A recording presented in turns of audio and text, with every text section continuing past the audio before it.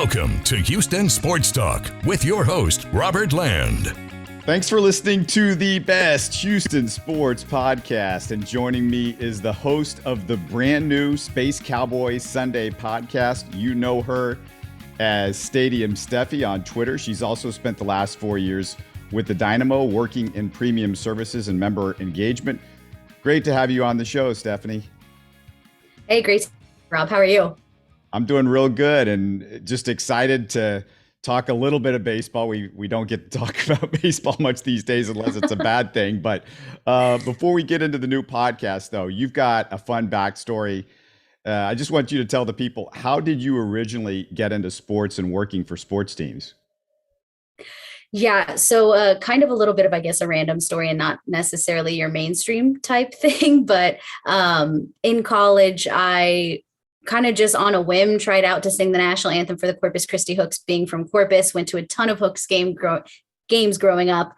Ended up singing the anthem and kind of became their backup person anytime someone ended up backing out. So had them call on me every once in a while and just invite me out, and got to know a ton of people there. And so my junior year of college, I was actually going in for teaching. So had already kind of gone down that path and was already in my major, was doing student teaching, like all that stuff, and ended up doing an internship with the Hooks that year, which was the year Jose Altuve got called up, and the year that a lot of those guys that are on the team now really were getting their start. So super cool stuff there. And so I did that for 2 years, almost went the teaching route, but decided to work for AT&T for like 9 months, and then really got the itch to get back into sports. So applied for the Astros for like inside sales, and ended up doing sales over at the Astros for 5 years, including the World Series year in 2017, which was insane. And then moved over to the Dynamo to be more on the customer service side, which really, I guess, has always been my real passion, is taking care of people and making sure they stay happy. So I'm now doing that on the Dynamo side, doing soccer, which I knew nothing about going into it. So you can imagine that those were some really fun conversations my first day starting, that I was calling people and like, hey, I'm your new rep. PS, I know nothing about soccer, so you have to teach me things. So it's been about 4 years doing that now. And now I'm on the premium service side, so taking care of some of our new premium spaces that are opening up this year. So pretty excited, and should be a fun season. You know, I know a lot of people that are Astros fans probably haven't had a chance to go see a Corpus Christi Hooks game. What is that experience like? What was it like to be just a person that maybe couldn't see the Astros as much on a regular basis because you were down there and Corpus was all you were getting? So actually, my family, we were pretty good about still hitting up Astros games as much as possible, and made it like a yearly thing for my birthday, that every single year for my birthday, up an Astros game for the entire weekend.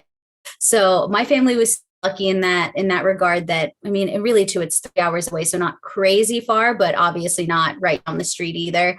So really got to watch the Hooks a ton. And I think for me and my dad, it was something where we would sit there and try and figure out like who's going to be the next guy up, who's going to be that next big guy that's going to make a huge impact Astros team. And so we would watch. And I remember when Jason Castro was playing down there, my dad and I would watch him, and we were like, man, he's just got that major league vibe. And like, you feel like he's going to be that next guy catcher. And obviously then you see guys like Jose Altuve, who are the unlikeliest of characters to really do big things, but you feel that energy when they're playing, and that excitement, and just getting to see these guys before they are kind of the stars of tomorrow was really cool for me. And my dad's company had season tickets, so we were there all the time. And then anytime I sang the anthem, they would give me tickets. So we got to go a fair amount, and it was really cool getting to see guys really before they are that big name player in the MLB. So it was super fun and just an incredible experience. But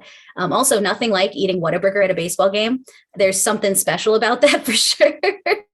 And it's weird, but I feel like a Whataburger at Whataburger Field definitely tastes different. But it's probably in my head a little bit. But you can't beat baseball in a Whataburger. Jose Altuve, I mean, everybody, when he came up here, he's too small, he's too short. How can he do this? When you're watching him at Corpus, did you think, well, it's nice that he's doing this at Corpus, but there's no way that this guy can do it? Or what was your impression when you were watching him? I think he was one of those guys that you really just saw his determination, where you felt like he was going to be something special, even though he was, again, that unlikely kind of hero. And you saw him just getting hits like crazy every single day. And man, like, and I think too, you wonder that about pretty much anyone coming from the minor leagues. Like, yeah, he's doing great things here, but not going to translate. And I mean, you see that every single day with even the guys that look the part and are 6 feet tall and have a ball body, that, you know, it still doesn't end up translating to that major league kind of mentality, caliber play. So I think you wonder that about everybody, but with Jose, you did kind of see that determination within him that made you feel like he may be something special for sure. So you just got that vibe from him, but it was because he just gave off like a confidence in himself, which I thought was the coolest thing. Well, for our regular listeners, we're going to put this up on YouTube, might start doing this on a regular basis, so you can see some video of us doing this conversation. But let me ask you this, because you talked about singing a little bit. Is it possible you can sing just a little something for us? I'm not saying we have a huge tradition, but Steve Sparks sang a couple of verses from the musical Oklahoma for us. If Sparky can do it, hey, anybody can do it, Steph. Absolutely not. I hate singing in front of people. It is actually my biggest fear. So every time I do the anthem, I have a mini heart attack like 2 seconds before. Actually, the first time I sang it for the Dynamo or Dash was this year. So I got myself out of it for 3 years straight. And the day that I sang it for the first time, no one except for my best friend. My best friend Yami was literally the only person who knew I was singing the anthem that day, aside from the marketing person who asked me. And I literally swore the secrecy as well, because the nerves for me are insane. Like I hate it. I hate karaoke too. It's crazy. You can do the Masked Singer thing. Now that's the new thing. You don't even have to show your face. Masked Singer I could do, or like there's that alter ego show. I could probably do that just fine, but put me in a crowd of like 2 or 3 people that I know really well and like have them stare at me while I sing. I am not okay. Did you have a chance when you worked for the Astros, because you worked for the Astros from 2013 to 2018, did you have a chance to interact with any of the Astros players when you were there? And did you have any fun interactions, any experience that you'll remember with that time there? So it's really crazy, but I actually get a ton more interactions in the minor leagues than you do in the majors, because in the minor leagues, you're in such a small kind of environment that you're passing players in the tunnel 24/7. You're chatting with them because they're just in the same room as you. Whereas in the major leagues, everything is so separated. So I actually I feel more interactions with some the other team's players, because they would be walking through, like I had a really weird interaction with Miguel Cabrera, because he was trying to look for their locker room and had no idea where. I basically had to walk him to the opposing team's locker room.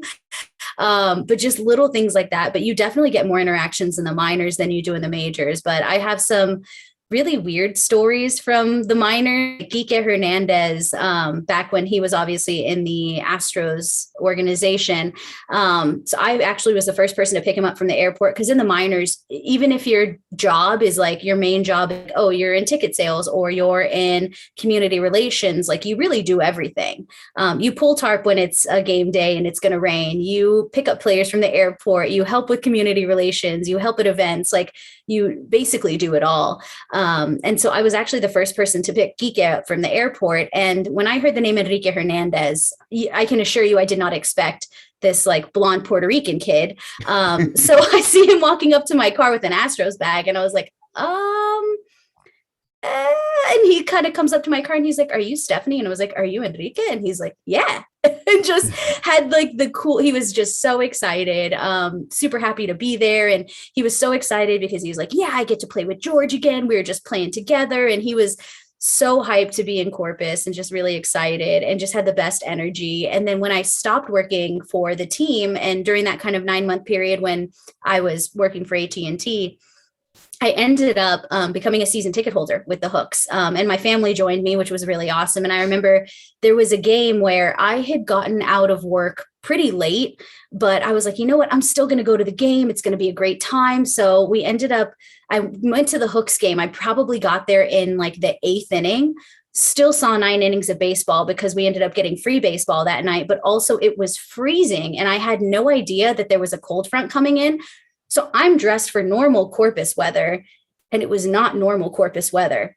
And at one point, so many people had left because the game had gone on for like an extra hour and a half at this point. So there was really no one in the stands. And I remember the first player to ever throw me a ball as a fan was Kike Hernandez. And I still have it. I got him to autograph it and everything. But I mean, in the minors, you really get to know the players a lot better than you do in the majors. Because again, if your job doesn't have to do directly with the player side of things, you really don't see them that often, except for when you're like escorting them because of an event or something. But the interactions are definitely a lot more mild in the majors.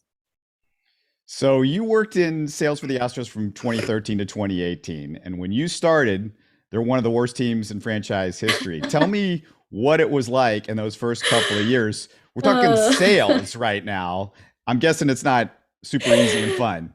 The amount of times I got told to F off, the amount of times I got told, yeah, you should pay me to go watch these players play because they're so bad, like was more times than not. I don't think I made my first sale for like 5 months, and I started in August of 2013. So I think I made my first sale in like February or January of the next year. It was so bad.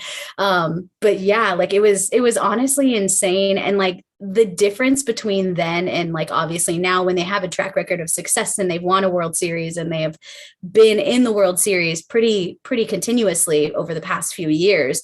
Oh man, it was night and day. And even in 2015, when they were just getting back to kind of being competitive again, you really saw that switch and that mentality of people saying like, okay, like what they did really is going to pay off. And like, maybe they are going to be really good really soon. And I think even 2015 took everybody by surprise, including myself.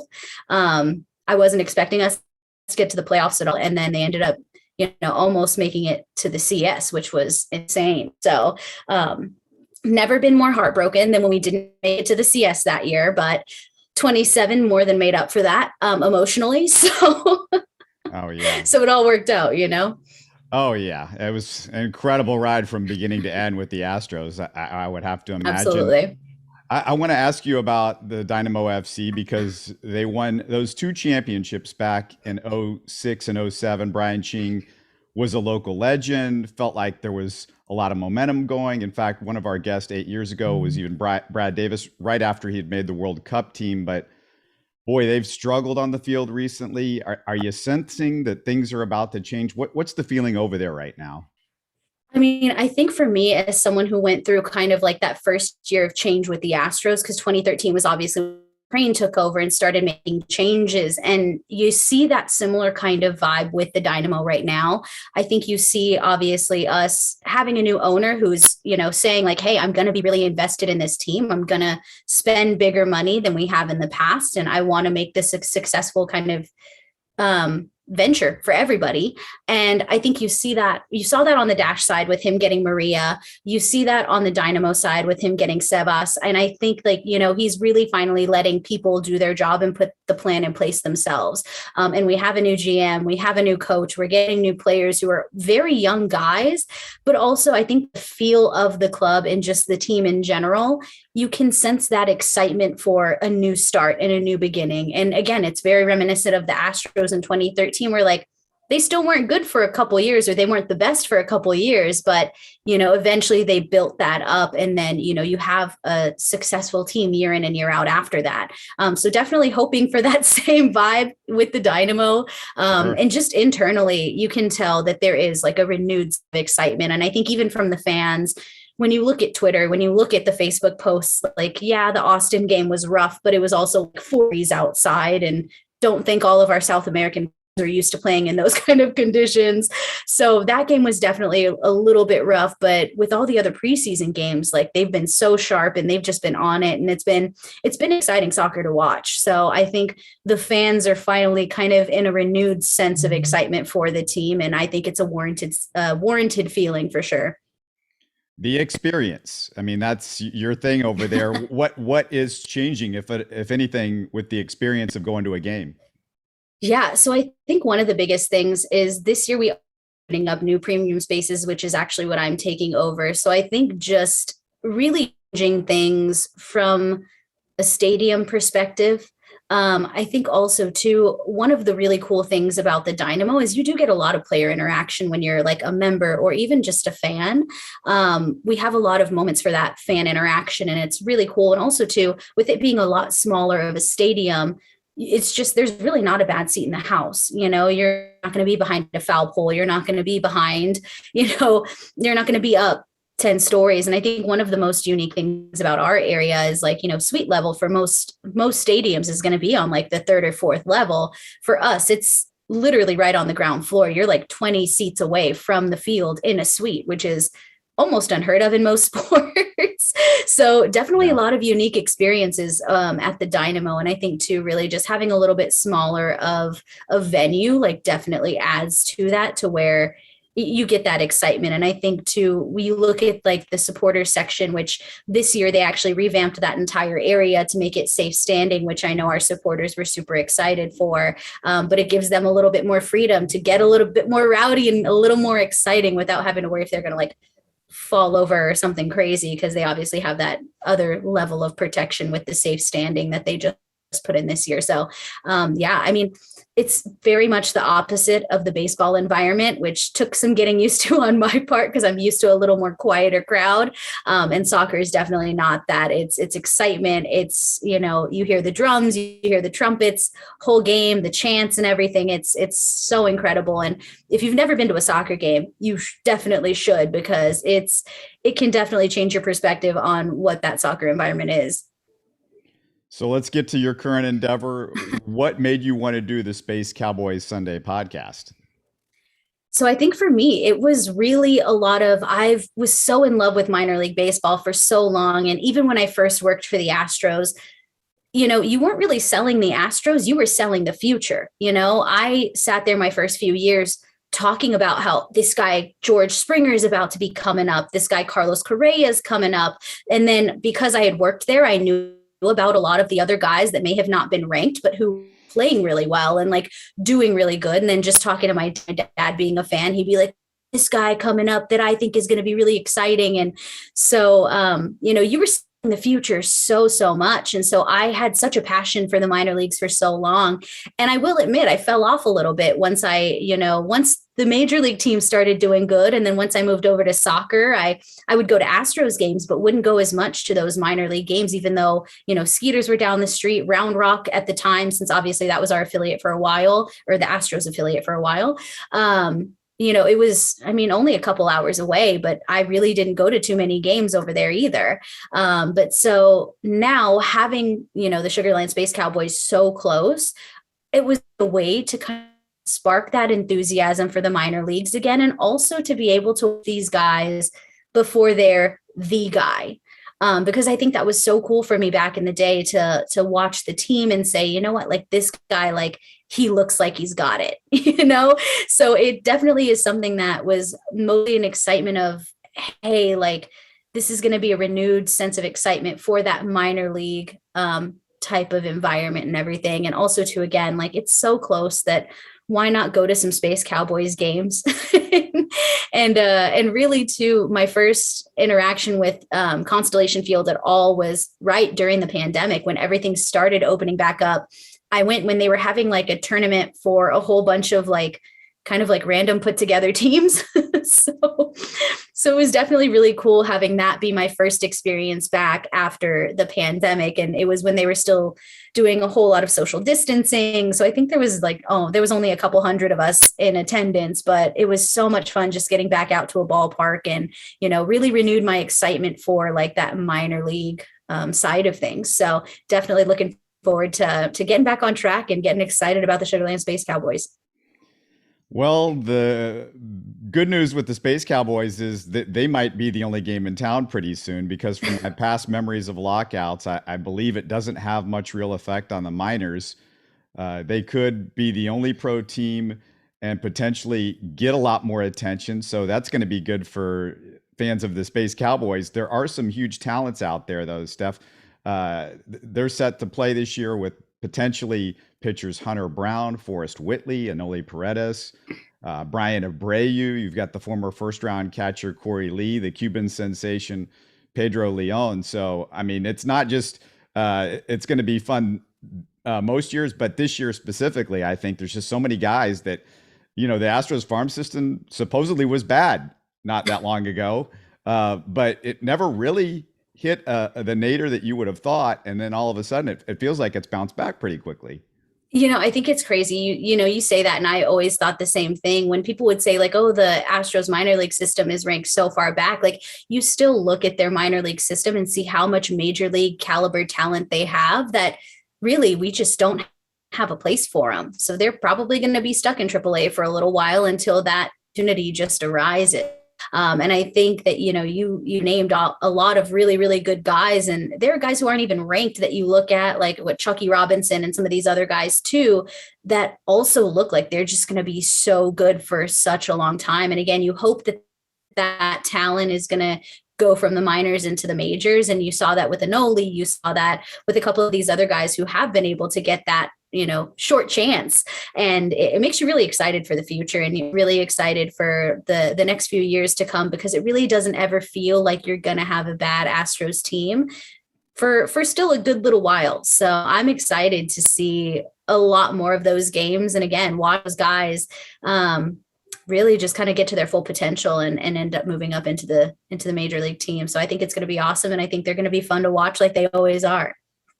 The one that intrigues me, and I don't know which guy that you're really focusing on and excited to see in person, but Hunter and the explosiveness on his pitches. Yeah, I've got a chance to watch some of it online, but haven't got a chance to see him in person. But his stuff is very explosive. He was with Sugarland a little bit last year, so it's not like people aren't familiar with him that have gone to those games, but that's the one for me that's interesting. Yeah, absolutely. I mean, I haven't gotten to watch him in person either, just because, again, I haven't gotten to get out to nearly as many of those minor league games as I would have last year. But yeah, I think for me, like seeing Anoli and maybe seeing him refine some of those pitches a little bit, get a little bit. I mean, he was already really good this past year when he was with the Astros, but getting to see him be even better, I think the things I'm excited for too. I love people play with that excitement and that passion every day. And you just see that from Anoli every single time he jumps on the mound. Like it just looks like that kid never has a bad day. And for me, I love that. It really intrigues me. And I'm really drawn to that kind of excited energy. So definitely want to see more of him, and obviously wouldn't mind seeing him in the major league team too.